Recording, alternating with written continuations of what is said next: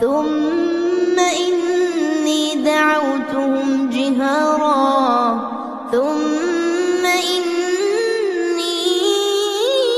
أعلنت لهم وأسررت لهم إسرارا فقلت استغفروا ربكم إنه كان غفارا يرسل السماء عليكم مدرارا ويمددكم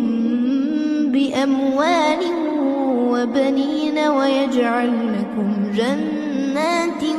ويجعل لكم أنهارا ما لكم لا ترجون لله وقارا وقد خلقكم أطوارا